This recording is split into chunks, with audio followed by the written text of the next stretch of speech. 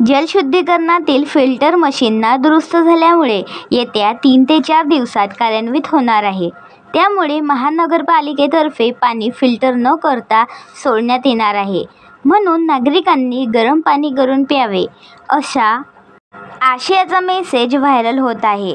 मात्र अमरावती पाणीपुरवठा योजनेच्या जलशुद्धीकरणात कोणताही बिघाड नाही, हा मेसेज अन्य महानगरपालिकेकडून व्हायरल होत असल्याचे महाराष्ट्र जीवन प्राधिकरण अमरावती विभागाचे उपविभागीय अभियंता संजय लिवरकर यांनी आमच्या प्रतिनिधीशी भ्रमणध्वनीवरून बोलताना सांगितले।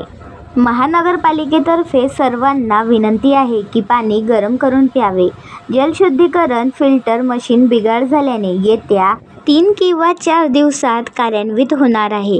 त्यामुळे महानगरपालिकेतर्फे पाणी फिल्टर न करता सोडण्यात येणार आहे। कृपया ही माहिती आपल्या सर्व मित्र व संबंधितांना कळवावी आणि आपण पण काळजी घ्यावी, या आशयाचा मेसेज सर्वत्र व्हायरल होत आहे।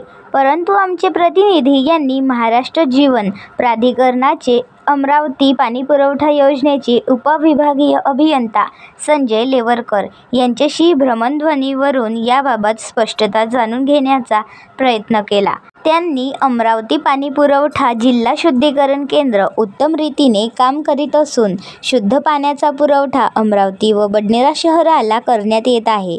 व्हॉट्सअपवरील व्हायरल होत असलेला मेसेज इतर महानगरपालिकांशी संबंधित आहे, असे त्यांनी स्पष्ट केले। या संदर्भात महाराष्ट्र जीवन प्राधिकरणाचे पाणीपुरवठा विभागाचे कंत्राटी कर्मचारी अजय भालेराव यांनी उपविभागीय अभियंता संजय लिवरकर यांच्या परवानगीने हा खुलासा केला।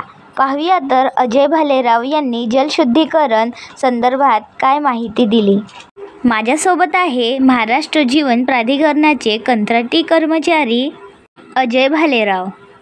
महाराष्ट्र जीवन प्राधिकरणाचे उपविभागीय अभियंता संजय लेवलकर यांनी जो खुलासा केला याबद्दल आपल्या काय प्रतिक्रिया आहे?